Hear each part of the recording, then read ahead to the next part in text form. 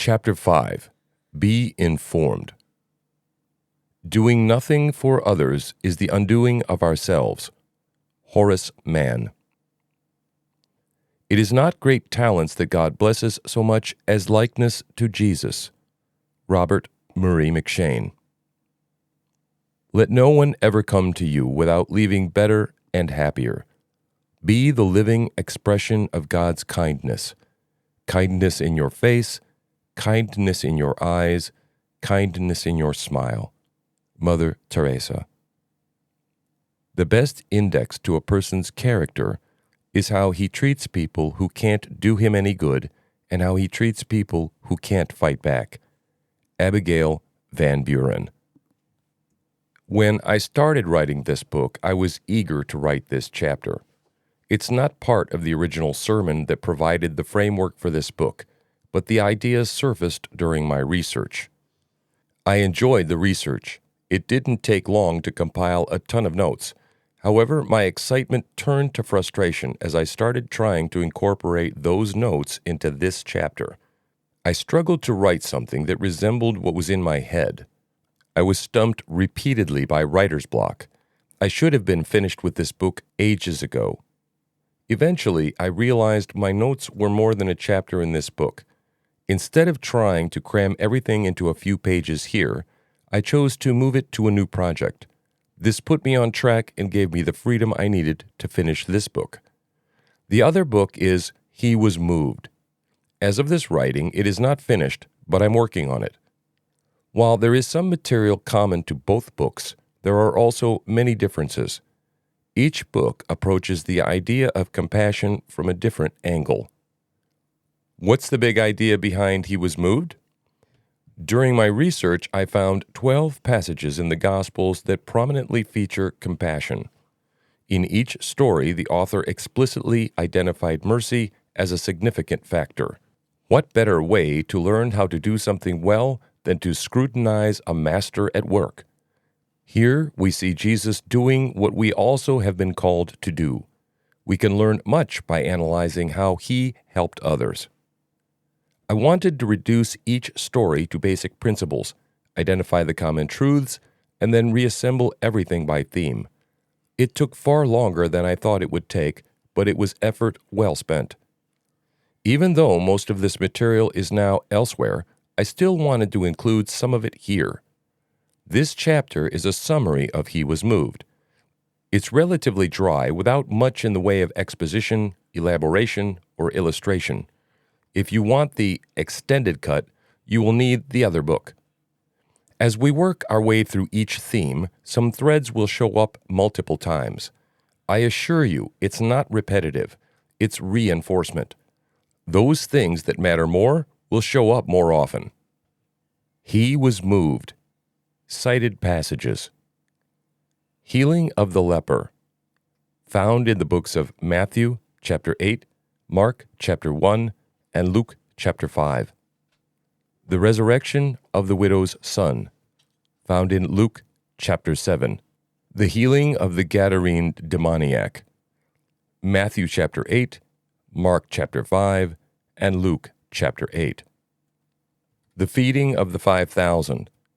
Found in the books of Matthew 14, Mark chapter 6, Luke chapter 9, and John chapter 6. The healing of the Phoenician's child. Found in Matthew chapter 15 and Mark chapter 7. Feeding of the 4,000. Matthew chapter 15, Mark chapter 7. The healing of the epileptic son. Matthew chapter 17, Mark chapter 9, and Luke chapter 9. Healing of the blind men. Matthew chapter 20, Mark chapter 10, Luke chapter 18. Parable of the unforgiving servant. Matthew chapter 18. The parable of the Good Samaritan. Luke chapter 10. The parable of the prodigal son. Luke chapter 15. And the parable of the publican's prayer. Luke chapter 18. His compassionate predisposition.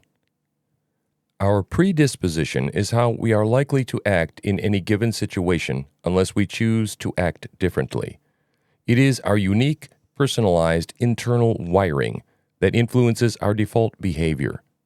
Suppose a coworker says something rude in a large meeting. Some would be offended, others would be angry, others might shoot back with a clever comeback. There are many ways to respond when caught off guard. Most of the time, we respond instinctively. Our predisposition covers a lot of ground. It influences our behavior with family, friends, coworkers, neighbors, strangers, and so on. For the most part, our predisposition is passively acquired. However, it is not set in stone. This might surprise you, but you can change your inclinations. In some cases, a single experience can leave a lasting impact. For example, someone might not care much about wearing a helmet while riding a bike until a loved one is hit by a car while riding a bike. That can quickly and powerfully change a person's perspective about wearing a helmet. How is predisposition related to compassion? As we will see with Jesus, you can be predisposed to recognize the needy and their needs. Many people fail to practice mercy because they fail to recognize the opportunities they have to do so. I'd help, but I don't know anyone that needy. Suppose a teenage boy is acting oddly in public. His movement is erratic and he's speaking nonsense. An elderly person might wag a finger and launch into a "kids these days" tirade. Another might think it's hilarious. Many would ignore it as attention-seeking behavior. A mental health professional might be inclined to run through a checklist to assess the possibility that he is experiencing some form of distress. We respond in a manner consistent with our conditioning. Our experience, education, etc. inform our behavior. Because our predisposition is so strongly shaped by our environment, we can alter our predisposition by changing our environment. Spend time with different people, particularly those who are not part of your typical circle. Place yourself in new settings. Try new activities. Step outside of your comfort zone. His compassionate predisposition indicates that he was perceptive. It starts with recognition. While we can inadvertently meet someone's need, it is not an act of compassion without intent. You cannot intentionally meet a need that you do not see. Sometimes needs are easy to see. It's not hard to figure out that someone without a coat or a pair of shoes could use a coat or a pair of shoes. However, appearances can be deceiving. It's almost certain that someone who is crying needs more than a hug or a platitude. We need to be willing to dig a little deeper. He was perceptive as seen in his ability to recognize the obvious. It's not uncommon for someone to miss something that other people easily see. We might need help to see what is otherwise obvious. Without a teachable spirit and a gentle nudge, some issues might never snag our attention. How is this illustrated in the gospel accounts? In the stories of feeding the crowds, large numbers of people with serious medical issues were brought to Jesus, and he healed them. Eventually, these crowds became hungry, and Jesus fed them. Jesus easily spotted their most obvious needs.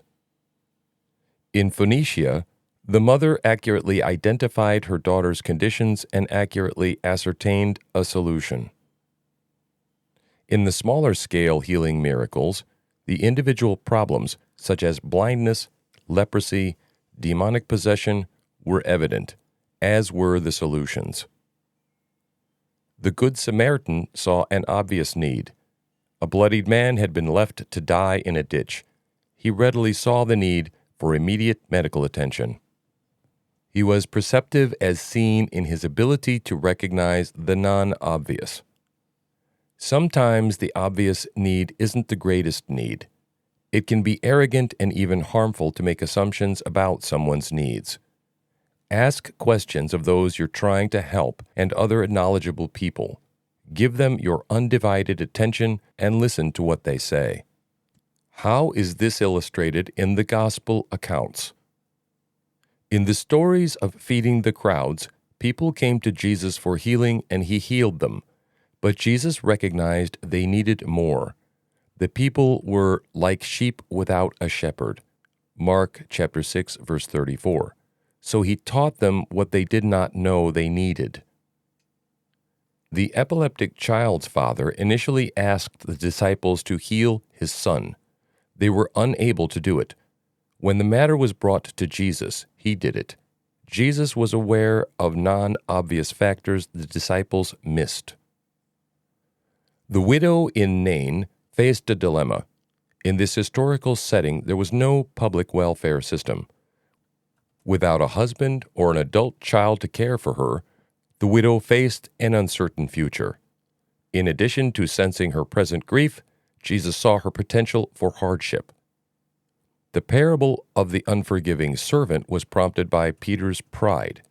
He was trying to impress Jesus and the others with faux magnanimity. Jesus told the parable of the publican's prayer in response to the self-righteousness of his hostile opponents. Jesus told the parable of the prodigal son as a response to a question posed by a legitimate seeker. From the feeding of the 4,000, Jesus called his disciples to him and said, "I have compassion for these people. They have already been with me 3 days and have nothing to eat. I do not want to send them away hungry, or they may collapse on the way." Matthew chapter 15, verse 32. His compassionate predisposition indicates that he was sensitive.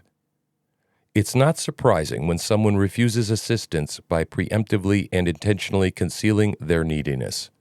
There is a very real stigma attached to being needy, which can be an obstacle to meeting needs. We must factor this into our efforts. Those who are needy may need to overcome their reservations. Perhaps they're reticent to be so vulnerable. It is difficult for many to admit that they need help and/or that they have made mistakes. Actually asking for help is even harder. There is also a social toll. Judgmental people are everywhere. Even well-intentioned folks can needlessly and cluelessly diminish those in need. He was sensitive as seen in that he kept an open door. An open door is an invitation, which is great, but it's too passive for what we're talking about here. Let's open the door even wider by being more proactive. How is this illustrated in the Gospel accounts? Those who needed healing came to Jesus because he was known to be approachable. Another time, the disciples interfered with children approaching Jesus, which greatly upset him. See Matthew chapter 19, verses 13 through 15. When Jesus healed the lepers, he welcomed those who carried a contagious, deadly disease. They were considered irredeemable social outcasts, and yet Jesus welcomed them. At this point and place in history, there was a lot of hostility between Jews and Gentiles. Jesus talking to a Phoenician woman was socially scandalous. The prodigal son's father was approachable, as seen by the son's request for an early inheritance. He was sensitive as seen in that he kept an open mind. When an effective solution is non-intuitive, we might need to shift our focus. We should actively and intentionally try to be more humble, vulnerable, teachable, and non-judgmental. Creativity is an undervalued and underutilized quality in the pursuit of mercy. We emulate Jesus when we meet the needs in a creative fashion. How is this illustrated in the Gospel accounts? In Nain, Jesus interrupted a funeral procession to alleviate a widow's grief. I will confess that what Jesus did in Gadara with the pigs is difficult to understand. I'll trust that he knew what he was doing. It does demonstrate his willingness to employ unexpected measures. I can't think of something more out of the box than this.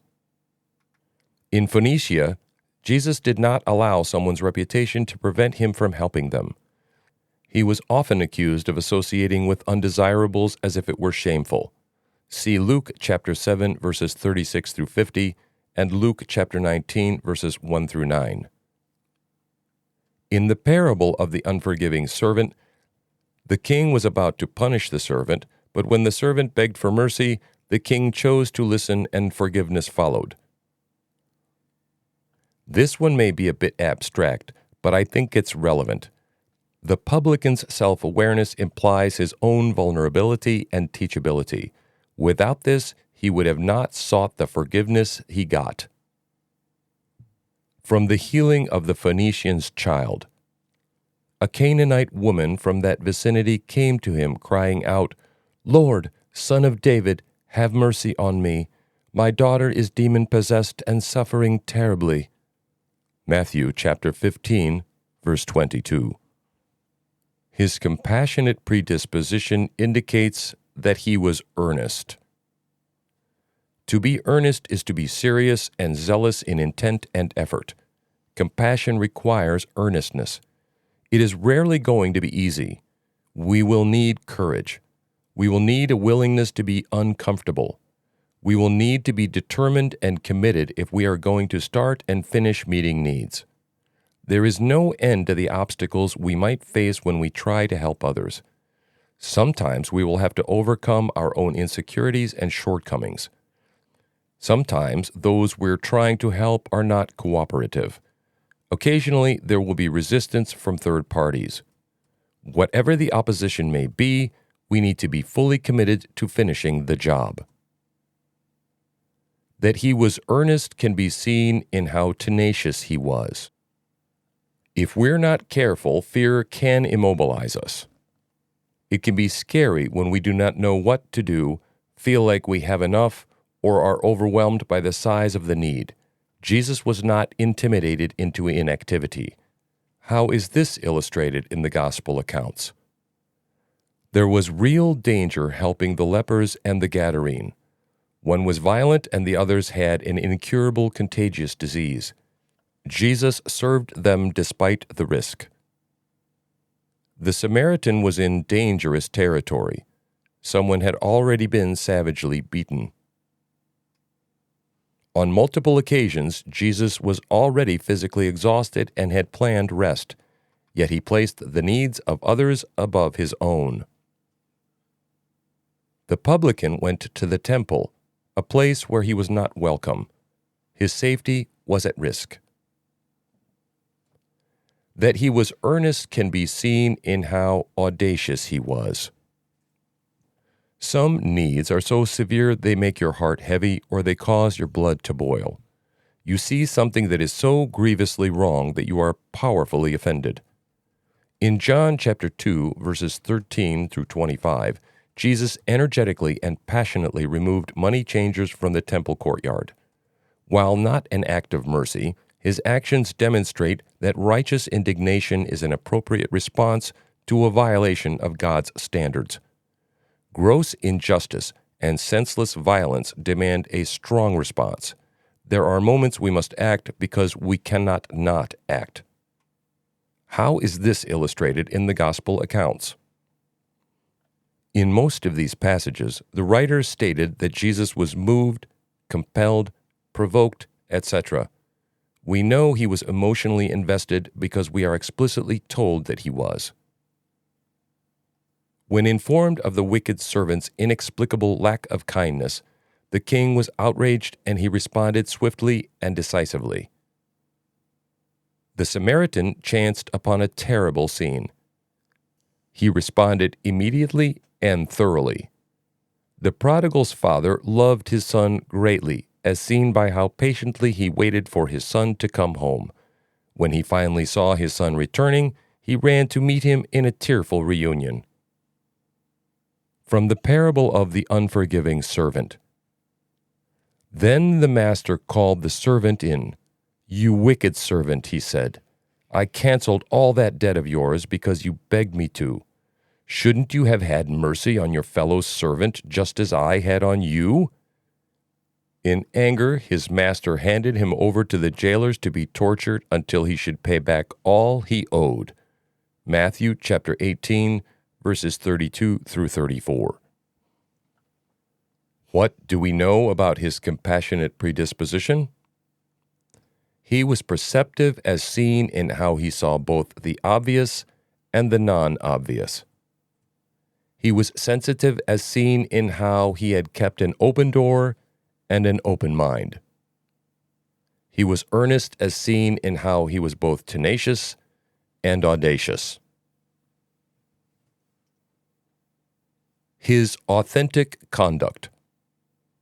Regarding conduct, I'll borrow and tweak a few principles from the discipline of strategic planning, namely mission, values, and vision.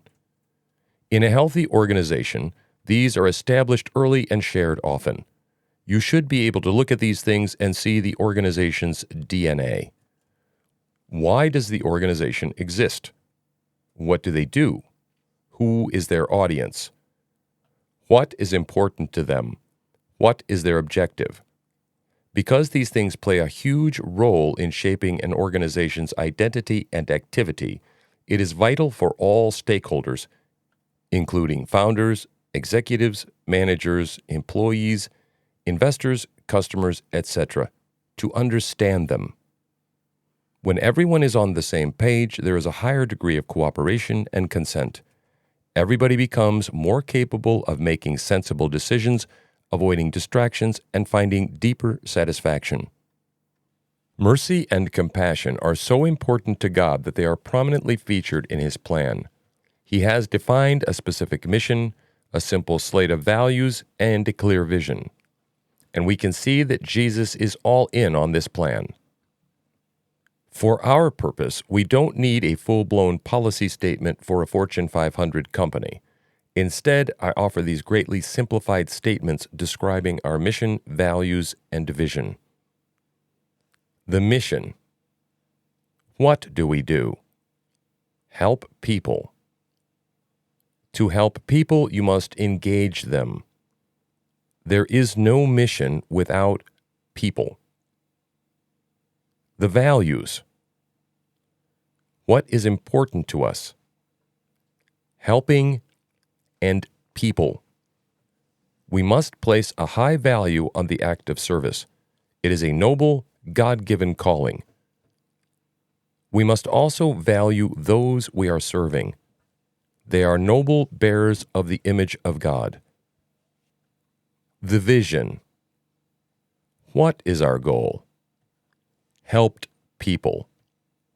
Note that in this case, helped is an adjective and not a past tense verb. Our goal is to help people become helped people. We strive to help people with needs become people without needs. His authentic conduct indicates he accepted his Father's mission. The mission is to help people to meet needs. Jesus knew that to meet needs, you must meet people. However, meeting people can be difficult. Even when we have a solid grasp of what the needs are, there can be barriers to meeting those needs. Sometimes circumstances hinder our efforts. Other times, our own reluctance or fear can restrain us. Perhaps those we are trying to help are skeptical, distrustful, or hostile. To bridge these gaps, we need to be situationally aware, considerate, and tactful. He accepted his Father's mission by showing respect. Respecting someone involves paying attention to them and holding them in high esteem.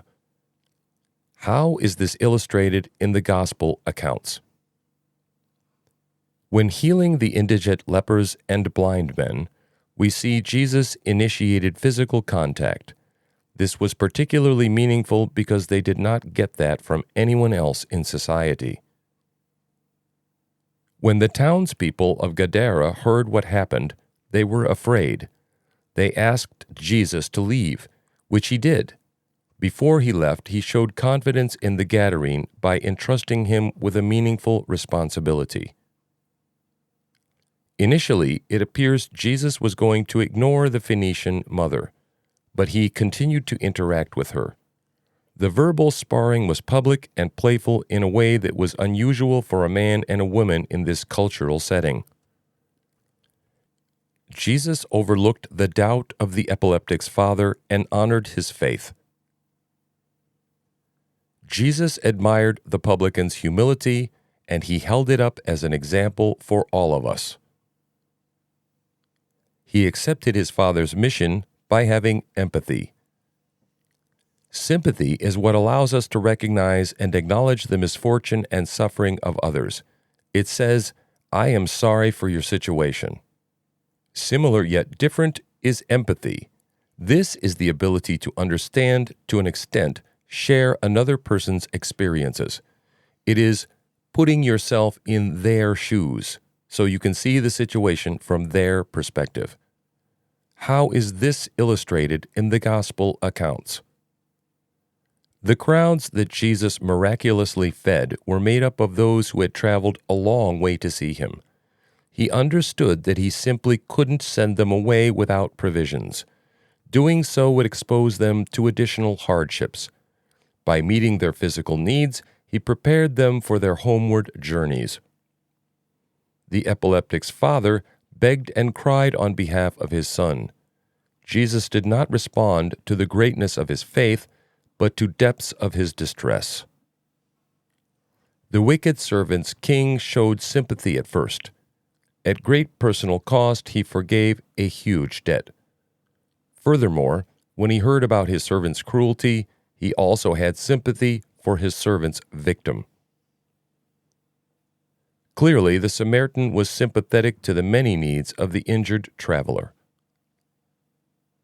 Before returning home, the prodigal son worked out an elaborate apology. He intended to debase himself before his father. But Dad recognized his son's intent and stopped him. Self-flagellation was not necessary. From the healing of the leper. A man with leprosy came to him and begged him on his knees. "If you are willing, you can make me clean." Jesus was indignant. He reached out his hand and touched the man. "I am willing," he said. "Be clean." Mark chapter 1, verses 40 through 41. His authentic conduct indicates he embraced his father's values. How do you show that you value the idea of service? By serving. By actually serving. In addition to showing that you value service, it also shows that you value people. If the need is real, why delay? Do what needs to be done because human beings are involved. How often is it absolutely necessary to make someone wait or require them to jump through hoops before they can receive help? Consider someone who hasn't had a meal in a long time. He needs food. Show that you value service by providing food. Show that you value him by giving the food to him in a timely way that preserves his dignity. He embraced his father's values by taking initiative. Intending to help is not the same thing as helping. Almost giving is the same thing as not giving at all. How is this illustrated in the gospel accounts? In both Nain and Gadara, Jesus was moved to act from the very beginning. Nobody prompted, petitioned, or pressured him to act. In those stories where Jesus healed someone, he responded quickly to the most obvious and immediate needs. The Samaritan sprang into action as soon as he saw the injured traveler. He did not wait for someone else to arrive. The father was so eager to be reunited with his son that he couldn't wait. He sprinted down the road to meet his son. The publican showed initiative by going to the temple of his own volition. He wasn't forced to go. He embraced his father's values by staying focused. However well-intentioned we may be, it is way too easy to get distracted. We must act deliberately and refuse to compromise. We must persevere. We must ensure that our conduct is relevant. How is this illustrated in the gospel accounts? When Jesus healed the leper and the Phoenician child, other people threatened to pull him away from the ones who needed the most help. Jesus didn't chase rabbits. He stayed laser-focused on the matter at hand. He cut through the distractions and made it to the finish line. The Gadarene was known to be violent and unrestrainable. Jesus was undistracted by the potential for danger. The Samaritan stayed with the traveler and continued to provide for his needs until he was settled in a safe place where he could recuperate. The disciples had already tried to heal the epileptic boy before Jesus had arrived on the scene. Their failure was public and led to a confrontation with religious leaders who were hostile to Jesus. Jesus cut through the confusion and deftly handled the situation with impeccable authority. The publican's prayer was short and sweet, unlike the Pharisee's prayer. He didn't dissemble and stayed on point. From the resurrection of the widow's son. When the Lord saw her, his heart went out to her, and he said, "Don't cry." Then he went up and touched the bier they were carrying him on, and the bearers stood still. He said, "Young man, I say to you, get up." The dead man sat up and began to talk, and Jesus gave him back to his mother. Luke chapter 7, verses 13 through 15. His authentic conduct indicates he followed his Father's vision. Don't lose sight of the objective. Intending to help someone is great. Starting to help someone is greater. Seeing it through and crossing the finish line? That's it. That's the prize winner. When we accomplish the goal, then those who needed help no longer need help. They are more likely to engage others who have needs. Helped people help people. Our experiences influence us. If we help someone and it does not turn out well, it can be discouraging. It is important that we learn from the experience without allowing it to prevent us from helping others again. He followed his Father's vision by doing the work. I'm tempted to go full Nike and say, just do it. Is it that simple? I believe it is. Don't confuse simple with easy. They're not the same. How is this illustrated in the gospel accounts? The leper and the blind man came to Jesus with serious physical needs. They left no longer having those needs. The crowds were hungry. After Jesus fed them, they were no longer hungry. 3 of these stories show a parent coming to Jesus on behalf of their children. Yes, Jesus helped the kids, but he served the parents too. He replaced their grief and helplessness with joy and hope. Without the Samaritan's help, the traveler would have died. The prodigal was destitute and starving. His father clothed him and staged a feast to honor his return. He followed his Father's vision by trusting the process. Jesus committed the outcome to God. This is necessary because it's not our responsibility to produce results. That's God's job. Our job is to be faithful. Jesus also trusted those he was helping. When you give something to someone, you don't know what they'll do with it. Will they abuse or misuse your kindness? Maybe, maybe not. Letting go can be scary and difficult. But God has an amazing track record when it comes to doing a lot with a little. Letting go means letting God. How is this illustrated in the gospel accounts? Jesus told the Gadarene to return home and share his story. He did that and more. His listeners were impressed and influenced. Jesus told the leper to be discreet about his healing. The leper did quite the opposite, which made it more difficult for Jesus to minister to others. I'm sure that Jesus knew the leper would disobey, but that did not prevent him from healing the leper. The king unconditionally forgave the servant's ridiculously huge debt.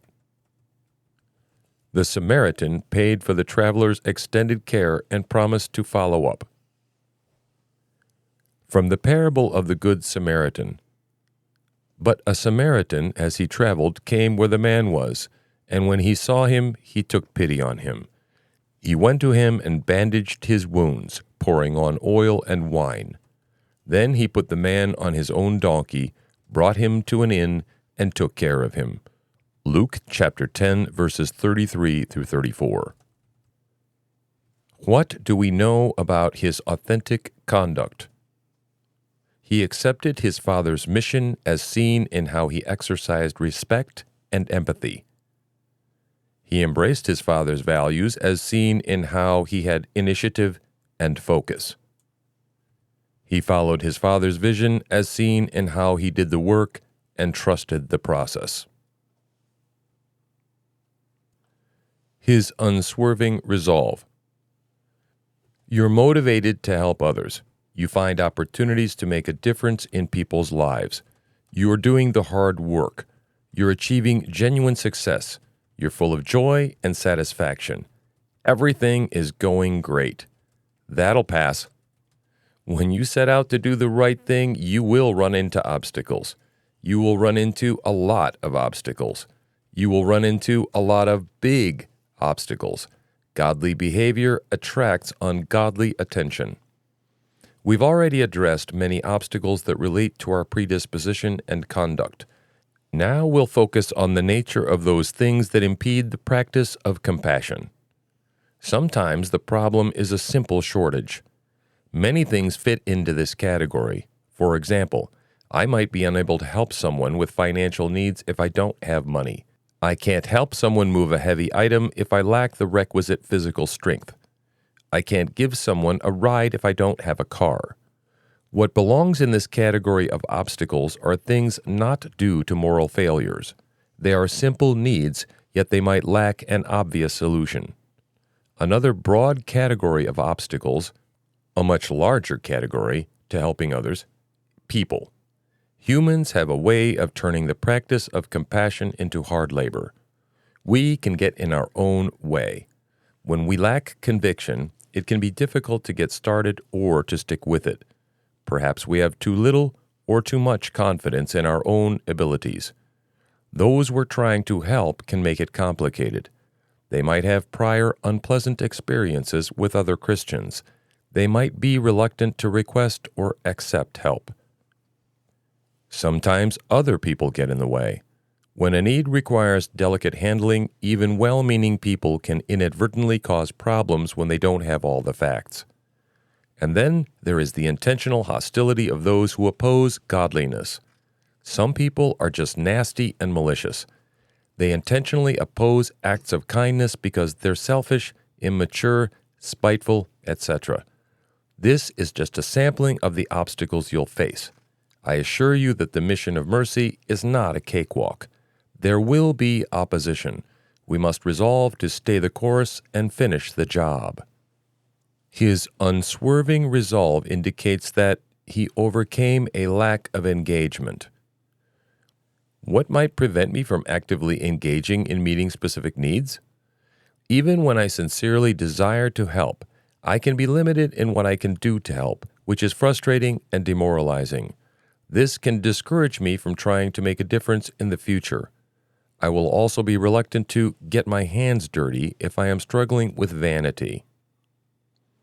When others failed to be engaged, he overcame the frustration born of discouragement.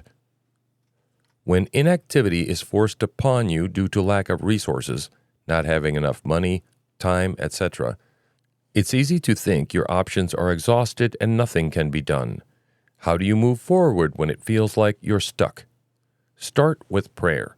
Ask for wisdom, strength, and persistence. Ask Him to prompt others to help. Seek encouragement from godly friends and mentors. Seek advice from subject matter experts. If appropriate, ask someone else to help you. Get creative and look for another solution. How is this illustrated in the Gospel accounts? There was not enough food for the crowds. There was not enough money to buy food. They were in a remote location. Several factors were stacked against Jesus and disciples. The epileptic's father approached the disciples for help. Jesus wasn't there at that moment, so they tried to heal the son. A large crowd witnessed them fail. Such public embarrassment had to sting at least a little bit. When others failed to be engaged, he overcame the cynicism of those who were self-righteous. You can make yourself look better than others by either propping yourself up or tearing someone down.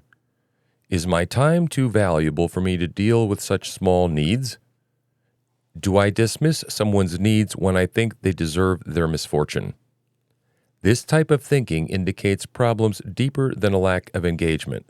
From here, the path forward starts with prayer, specifically repentance. How is this illustrated in the gospel accounts? Even though helping the leper would create inconvenience, Jesus placed the needs of the leper above his own comfort. These folks had already been rejected and mistreated by their respective communities. The injured traveler had been ignored by 2 other religious leaders before the Samaritan stopped. The king forgave a massive debt that had been accrued by gross incompetence. It would have been understandable to hold this against the servant. It was scandalously offensive to ask for an early inheritance. The father dismissed the insult, but not his son. Whereas the publican was humble, the Pharisee was the epitome of self-righteousness. From the healing of the Gadarene demoniac, Jesus said, "Go home to your own people and tell them how much the Lord has done for you and how he has had mercy on you."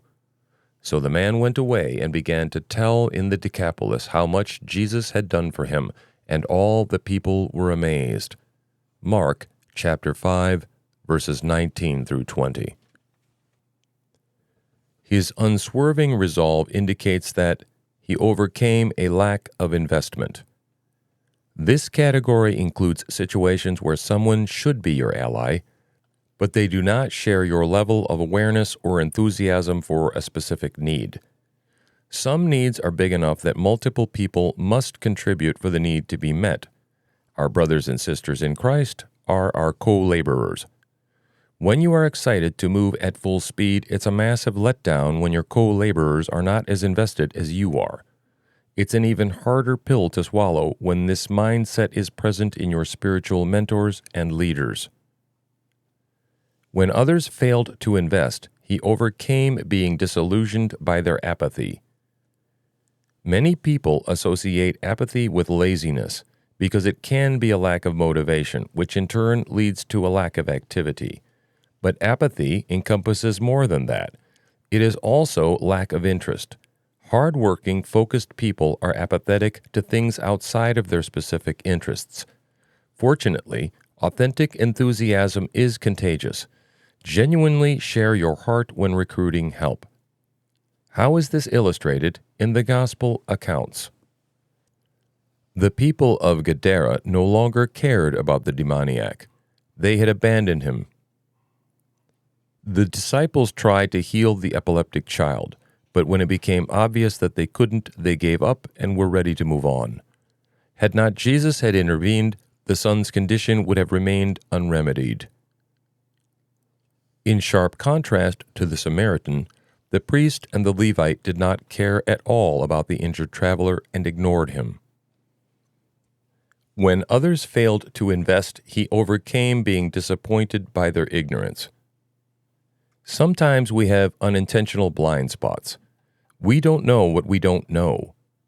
This is common when dealing with needs among an unfamiliar demographic group, age, gender, race, etc. Sometimes it's willful ignorance. We are supposed to grow in grace and knowledge, and a failure to learn how God wants us to treat others is indeed a failure. The remedy for ignorance is knowledge. Tactful, direct conversations are a great place to start. How is this illustrated in the gospel accounts? The multitudes came to Jesus with hopes of experiencing or witnessing miracles, but they were unaware of their true neediness. We are explicitly told that they needed to be taught. The disciples did not know what to do for the epileptic child. Jesus turned the situation into a teachable moment. The crowd was following Jesus because they wanted to see miracles. When the blind men started raising a ruckus, they tried to silence them. How silly is that? If you really want to see a miracle, isn't right next to the guys who needed a miracle the best seat in the house? The parable of the Good Samaritan was a response to a question posed by a lawyer. Jesus honored his inquiry with this parable. From the feeding of the 5,000. When Jesus landed and saw a large crowd, he had compassion on them, because they were like sheep without a shepherd. So he began teaching them many things. Mark chapter 6, verse 34.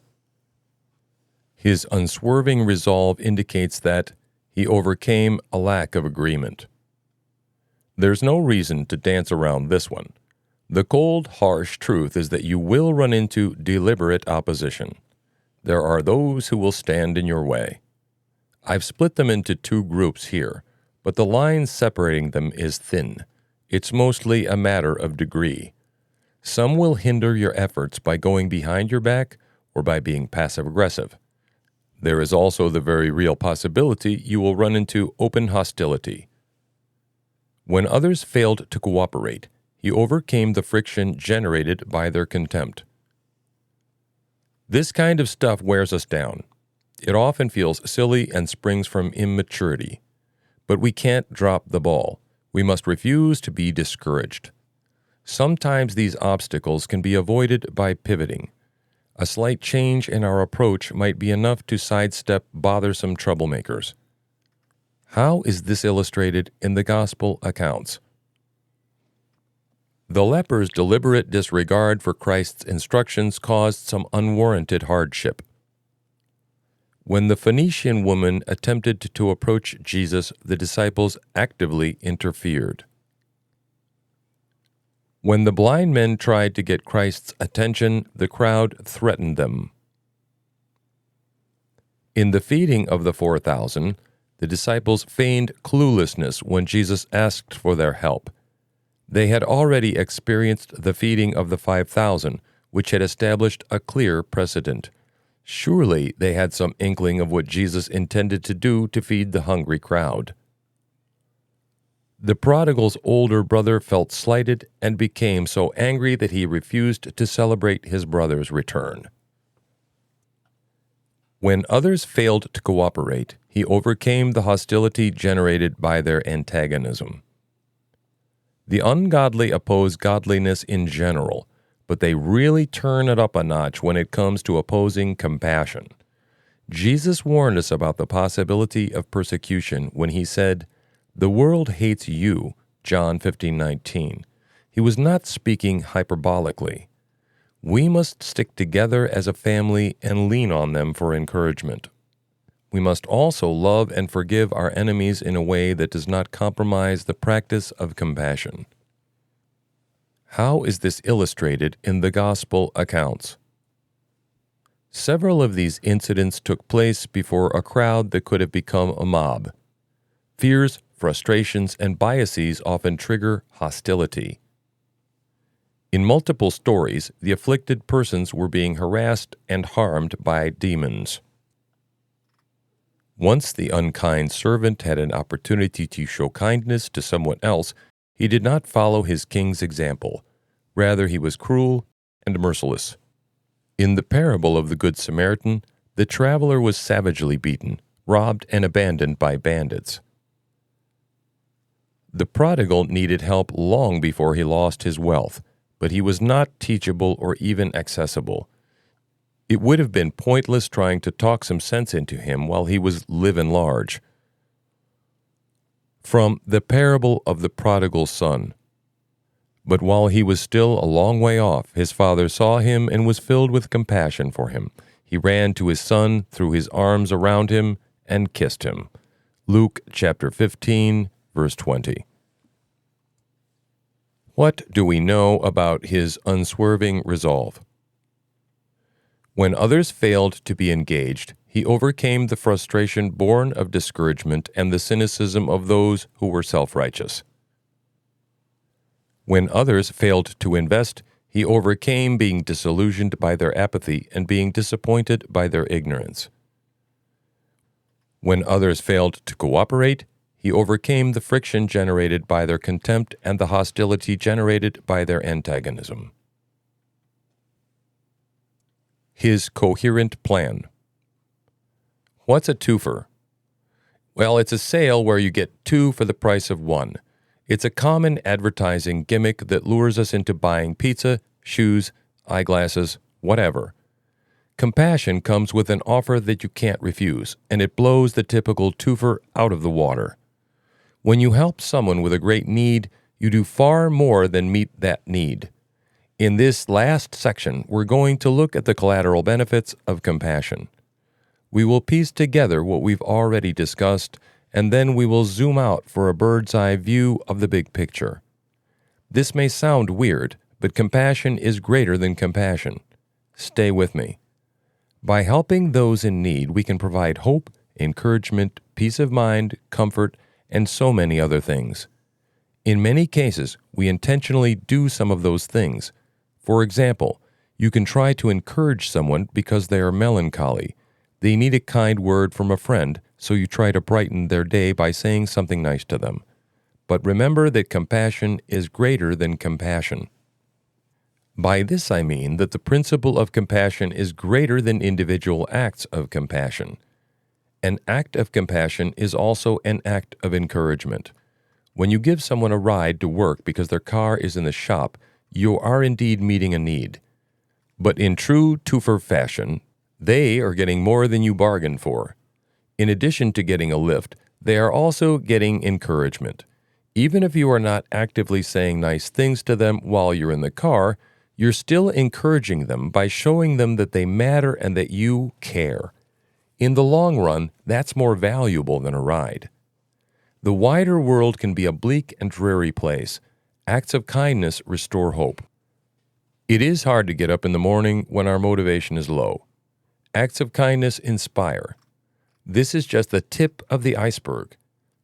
So many wonderful things travel alongside compassion. It is the connective tissue in God's plan for His children. His coherent plan indicates that He acknowledged the present. In 1943, psychologist Abraham Maslow proposed a hierarchy of needs that has since influenced doctors, behaviorists, social workers, and educators, among others. The basic premise is that needs are sequential. At the most basic level, there are needs like food, water, oxygen, sleep, etc. These lower-order needs must be satisfied before you can pursue higher-order needs such as safety, intimacy, esteem, etc. School teachers know that Johnny will have a hard time grasping long division if he's hungry. It doesn't matter how good the lesson is if he can't hear it over his rumbling stomach. He acknowledged the present by meeting their urgent needs first. When an Army corpsman arrives at the scene of a battle, it is his job to quickly assess injuries and establish medical priorities. He can't waste time putting bandages on one soldier's light scratches while another soldier has heavy internal bleeding. This is known as triage. Doing it skillfully requires knowledge and experience. We must learn how to do it as well, and we must sharpen our skill through frequent use. How is this illustrated in the Gospel accounts? In most of the stories, the needy party had multiple complex needs. Jesus addressed the most pressing needs first, then he moved on to other needs. While most famously known for feeding the multitude, these stories included many other miracles as well. Jesus healed the lame, crippled, blind, deaf, mute, etc. And by meeting their urgent needs first, he cultivated opportunity and confidence. Homeless people have many needs spread across Maslow's entire hierarchy. They need the safety and security of a steady income, but it's nearly impossible for them to get a job, much less a job interview, without clean clothes, a home address, internet access, etc. When a person's most basic needs are satisfied, new possibilities open up to them. They become eligible to pursue higher-order needs. It's not just more opportunities, it's also better opportunities. Acts of compassion are also acts of elevation. How is this illustrated in the Gospel accounts? Due to their condition, these leper, demoniac, and blind men had been barred from their communities. After meeting Jesus, they could get jobs, participate in public activities, and rebuild their social circle. When the widow's son was restored to her, she no longer worried about her future. The Phoenician mother and epileptic's father had long sought help for their children. Now they could move beyond those needs and allocate their resources elsewhere. What Jesus taught the miraculously fed multitudes equipped them to approach the future with confidence. From The Healing of the Epileptic Son. Jesus asked the boy's father, "How long has he been like this?" "From childhood," he answered. "It has often thrown him into the fire or water to kill him. But if you can do anything, take pity on us and help us." Mark chapter 9, verses 21 and 22. His coherent plan indicates that he considered the future. If you're a football fan, you know how frustrating it is when your team marches 90 yards down the field only to turn the ball over at the goal line. It's not enough for them to move the ball. They need to score points, too. This is one area where Christians often have a huge blind spot. I've seen evangelism programs that emphasize sharing the gospel and making converts, yet they lack a coherent plan for discipleship. There's a lot of truth to the old adage, if you give a man a fish, you feed him for a day, but if you teach a man to fish, you feed him for a lifetime. We need to think a step or two beyond the basic need. Compassion is incomplete if we don't consider the long-term future. He considered the future by providing guidance. I'm not advocating that we give lengthy lectures with every act of kindness, but there are many times where an appropriate form of guidance can help prevent the need from recurring. We need to ditch the fire and forget method of service. How is this illustrated in the Gospel accounts? Jesus reminded the leper to follow the law regarding leprosy. Failure to do this would prevent the leper from re-entering society. Many of these stories included clear moments of teaching. What Jesus taught provided guidance and direction. The wicked servant's punishment was a powerful, objective lesson to the king's subjects. And by providing guidance, he cultivated purpose and hope. It's horrible when you have a need that is time-sensitive, such as a deadline for repaying a debt, without any apparent way to meet that need. It is scary and overwhelming. It can cloud your judgment and lead to questionable choices. When we are weighed down by a heavy burden, it's hard for us to move. But when that burden is lifted from our shoulders, we can look up. Satisfied needs instill hope and energy. Moving forward and upward becomes possible. Compassion allows someone to dare to think about the future. What will I do next? Where can I go from here? We can find clarity and purpose when we're not daunted by despair. Acts of compassion are also acts of encouragement. How is this illustrated in the Gospel accounts? The parents in these stories had been powerless to help their children. Their future was uncertain and bleak. By healing the children, Jesus gave new hope to these restored families. The Gadarene and the blind man were so grateful to Jesus that they became fully devoted followers of him. They widely shared their stories, which subsequently provided hope and comfort to many others. The publican entered the temple with a weary heart. He left in a right relationship with God. From the healing of the blind man.